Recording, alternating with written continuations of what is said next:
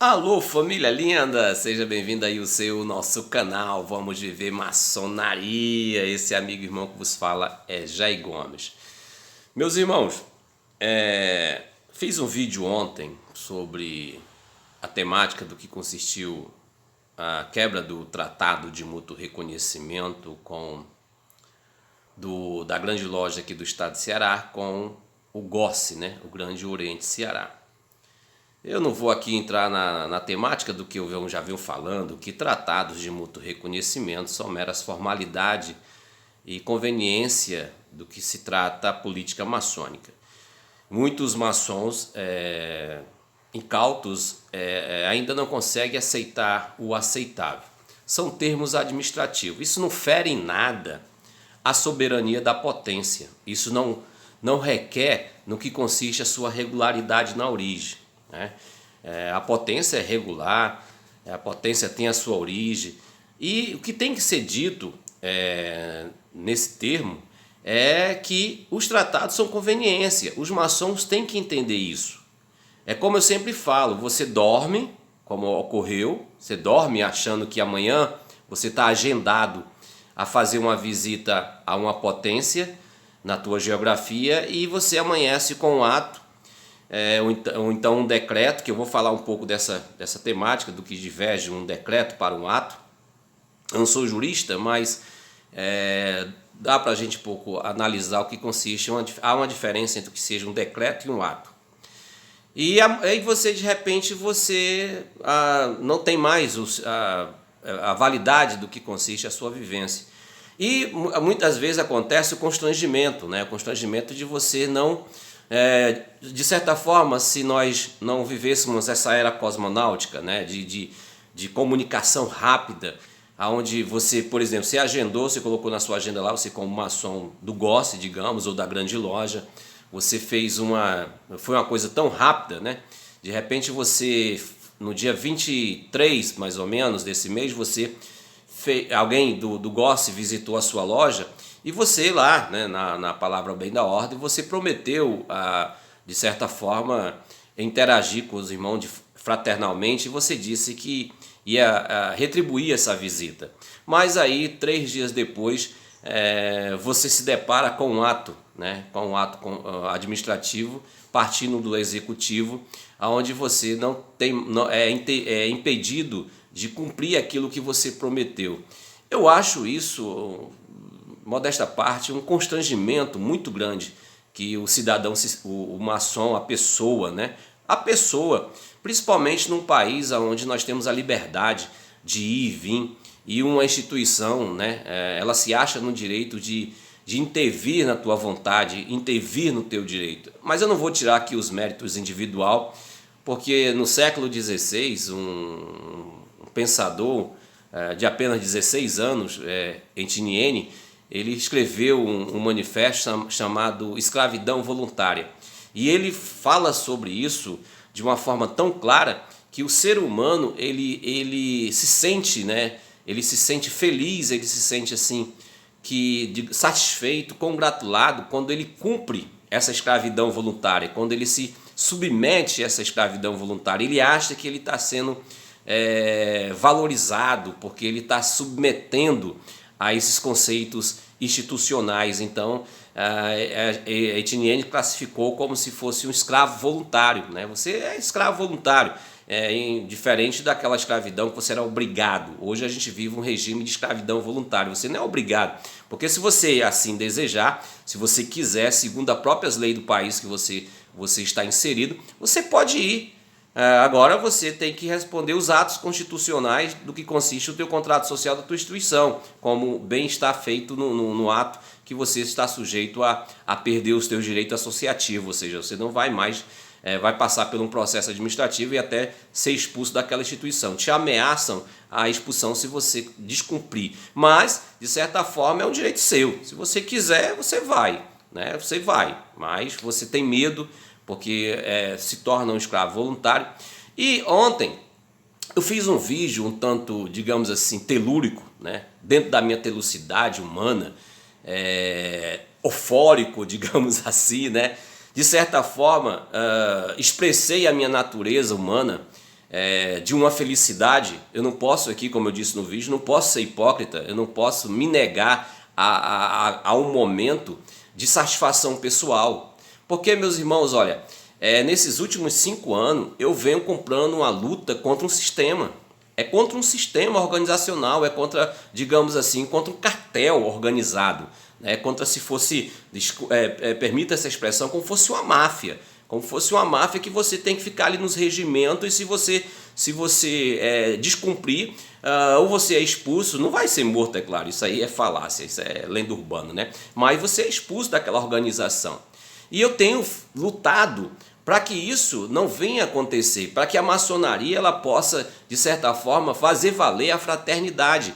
Mas, olha só, quando eu falo, e as pessoas ignoram, as pessoas não acreditam no que eu estou falando, que essas questões administrativas das potências, não há essa universalidade. Quando você escuta narrativa, quando você escuta maçons dizendo, nós vivemos fraternalmente, existe de certa forma o direito da maçonaria tradicional no Brasil de entre se visitar, e que isso de certa forma não pode ser quebrado porque há uma organização por trás que organiza tudo isso, que de certa forma uma potência descumprir, né, esse tratado, ela pode ser dita não mais maçonaria, etc. Não existe isso, é isso que o maçom tem que despertar. Isso que o maçom tem que entender. Essas temáticas de intervisitação é termos administrativos. E o que eu tenho dito, e não as coisas acontecem nos momentos, digamos assim, rápido. Hoje, quem é o maçom, né? Que comentou meus vídeos de 2 anos atrás, 3 anos atrás, quando eu falava de conveniência, de tratados de reconhecimento, quem é o maçom que vai ter a coragem de dizer que eu menti? Qual é o maçom? Qual é o maçom que vai ter a coragem de me encarar e dizer, não, Jair, e eu então dizer, Jair, você tem razão, cara, o que você falava está se vivenciando hoje na maçonaria cearense, e também são coisas que, de repente, na maçonaria nacional, coisa que você desconhece. Por exemplo, eu vou falar sobre o que consiste um decreto e um ato constitucional interno. Olha, está bem lícito no ato que foi redigido pela Grande Loja do Estado de Ceará, que era algo totalmente exclusivo da instituição. E que uma das considerações, a publicação desse ato requeria a punição da pessoa, ou seja, quem divulgou nas redes sociais, quem divulgou nos grupos de WhatsApp, etc., daquela jurisdição, porque foi um ato institucional, um ato onde só quem poderia saber era a membresia da jurisdição, os associados da jurisdição, ou seja, o público não deveria ficar sabido. Mas hoje é muito difícil você fazer uma redação dessa e não vir ao público. Não vir ao público é difícil. E há essa diferença entre um decreto e um ato. Um ato é algo totalmente pessoal, parte não de um conjunto administrativo. O ato, um ato vindo do executivo direto, ele não pede, segundo a questão jurídica, né? Ele não pede a autorização aos seus associados para tomar tal atitude. É algo totalmente da instituição, é um direito do executivo da instituição. Ele faz o ato e pronto, acabou. Comunica a sua jurisdição, né? Não tem um debate, não tem apresentações dos motivos reais porque está intervindo essa visitação. Não há uma apresentação diferente de um decreto, que ele pode reunir, de certa forma, um legislativo e ali deliberar os motivos que vai decorrer ou assinar aquele decreto, e aí pode até colocar em votação de forma democrática direta com o seu legislativo, para que então ele possa fazer esse decreto que, no sentido constitucional da nossa República Federativa do Brasil, segundo a nossa Constituição, pode vir ser uma lei ou não, né, que pode tomar vigor como lei, ou ali pode ser, no decorrer daquele processo, pode ser anulado ou não. Já um ato é totalmente interno, é algo que fica ali restrito à instituição, e que o povo, né, as pessoas que não pertencem à instituição, não era para ter conhecimento. Aí é onde entra o maior constrangimento, fica pior ainda. Por quê? Porque se de fato, olha só como seria essa questão maçônica imunda, né? Imunda, meus irmãos, é imunda isso, é um constrangimento, é uma coisa que não deveria existir na maçonaria. Mas ó, eu estou falando aqui, mas está me vindo uma lembrança aqui de algo que eu quero falar para vocês, da minha empolgação de ontem. Mas os motivos são reais e os fatos que eu irei apresentar para vocês hoje aqui. Então, ó, digamos que esse ato não tivesse vindo ao público, não tivesse do conhecimento da potência a qual ele se refere. E aí, de repente, um maçom do GOSSE, não sabedor desse ato, ele fosse lá todo bonitinho, todo feliz, né? Saindo da sua casa, com a promessa de cumprir digamos assim, uma agenda sua, e aí ele vai naquela loja.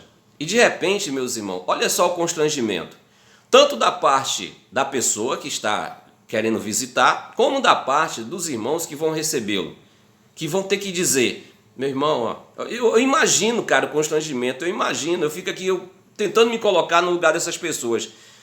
Quem vai ser o portador dessa má notícia? O venerável mestre? O secretário? O orador? Ou qualquer outro mestre da loja, ou um aprendiz? Quem vai ser o portador de dizer para aquele irmão, ele todo arrumado, digamos, andou ali, pegou um transporte público, ou então foi no seu carro próprio e chegou lá na loja a qual ele quer visitar, e de repente vê aquela nuvem negra, os irmãos daquela instituição onde está havendo aquele ato, né? Onde houve aquela proibição de não receber mais aqueles irmãos. Como será esse constrangimento? Imagina, vamos criar aqui, vamos imaginar. Já pensou? Você chegando lá, você chegando naquela loja, e aqueles irmãos olhassem para você, e aí olhar e baixar a cabeça, e agora? O que vamos fazer? Quem vai ser o portador dessa má notícia? Imagina, meus irmãos, esse constrangimento, tanto da parte da pessoa que está visitando, como da parte dos irmãos que vão ter que impedir porque estão sujeitos à punição. Meus irmãos, é um momento, sei lá, fúnebre, triste. Eu jamais gostaria de fazer parte de um negócio desse. Jamais. Principalmente, se eu, na minha pessoa, Jair Gomes, eu estivesse esperando você. A visita, se eu fosse o venerável da loja. Meu irmão, pode ter certeza. Eu não digo nos meus primeiros dias de maçonaria, eu não digo que eu faria isso, mas hoje, nesses últimos 5 anos, eu estando na grande loja, se eu estivesse na grande loja, um negócio desse, meus irmãos, eu seria o portador dessa má notícia. Eu pediria permissão ao meu venerável para dar essa má notícia. Mas sabe o que eu fazia? Eu abraçava o irmão, eu chorava com ele e colocava minha mão no ombro dele e saía abraçado com ele e dizia: meu irmão, já que você não pode entrar, eu também estou saindo. E dizer para meus irmãos, eu não aceito isso não. Porque o que ele está sentindo aqui, vocês não sabem o que esse irmão está sentindo aqui. Vocês não sabem o que está... Ou seja, é algo sentimental, meus irmãos. É algo sentimental. E eu falo com todo o meu coração, com toda a minha força. Eu abraçaria esse irmão e olhava para os meus irmãos e dizia: olha, não, eu não nasci para isso, eu não vim para isso. Eu vou abraçar meu irmão, porque ontem ele bebeu da minha cerveja, ontem ele comeu da minha carne, e antes de ontem eu bebi da cerveja dele, eu comi da carne dele e disse que eu amava, e disse que ele era meu irmão, e nós íamos viver fraternidade. Agora, por causa de a vontade de um indivíduo, da arrogância, aí você deve estar assim: pô, Jair, tu parabenizou. Calma aí que eu vou dizer porque eu parabenizei. Da arrogância, da prepotência, sem sequer dizer os motivos reais administrativos. Por quê? Porque ninguém sabe. Ninguém sabe os motivos. Não foi apresentado. Foi algo totalmente interno. Aí, eu me coloco agora da posição do Josemildo. O Josemildo está: poxa, o que aconteceu? Por quê? O que fizeram? Foi o que eu fiz. Olha a posição do Josemildo, me colocando no lugar dele. Pô, foi o que eu fiz para o Narciso tomar uma atitude dessa? Qual foi a incoerência? O que houve? Não dá nenhuma satisfação. Olha, não confunda a soberania da instituição. A instituição tem soberania para fazer tal ato. Isso aí é questionável. Mas, meu irmão, o respeito ao outro, o respeito à fraternidade.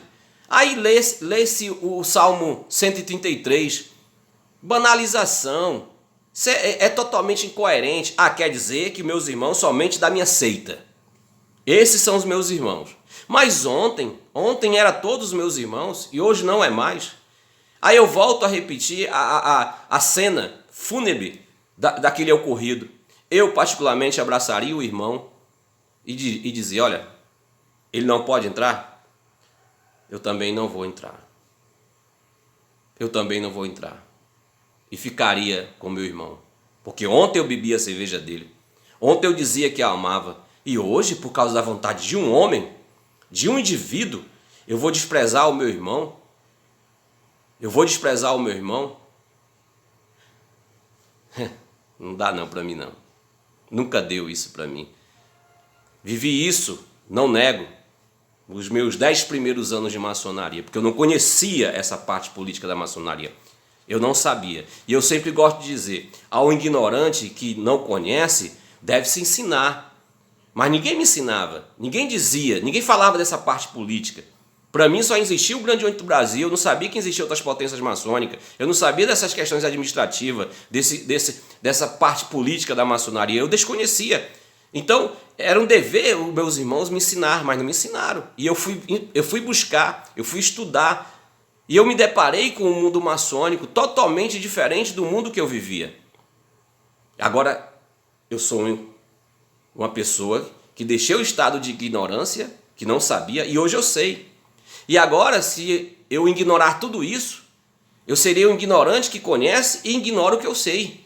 Eu não posso mais me retroceder. A questão é evoluir. A questão é partir para continuar o caminho do progresso do conhecimento. Eu não posso me deter a um sistema institucional. Qual é o benefício que essa instituição me traz? Me diga. Qual é? A intervisitação. E agora? Acabou-se. Só isso. Eu ganho dinheiro com isso. Eu tenho um hospital que eu possa cuidar da minha saúde. Eu tenho um asilo de velhinho. Eu tenho o benefício dessa instituição. O único benefício é essa intervisitação e me tiro esse benefício. E eu pago para essa instituição para que eu possa ter o direito.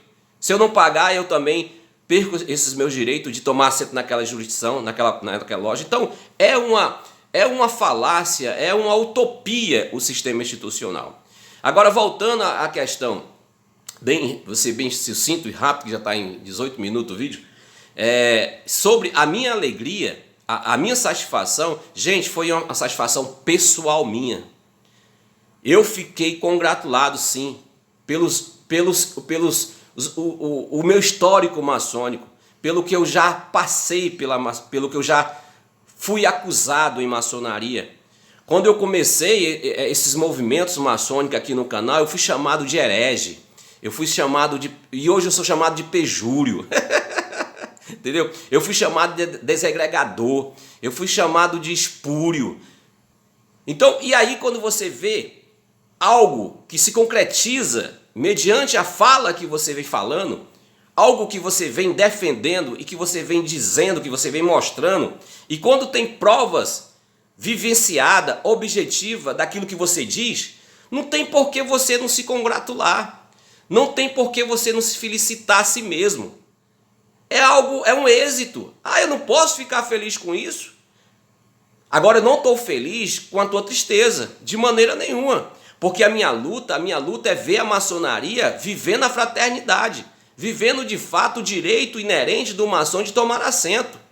Mas isso ocorre? Não ocorre. Nós não vivenciamos de fato a matéria do que consiste as leis pétreas da maçonaria, que são os landmarks. Tudo isso aí é banalidade, pessoal, é utopia, tudo isso passa de narrativa. Só existe uma instituição hoje no Brasil que faz valer essas leis pétreas, que é a Grande Loja Unida Maçônica do Brasil, que você tem o direito. Hoje no estado do Ceará,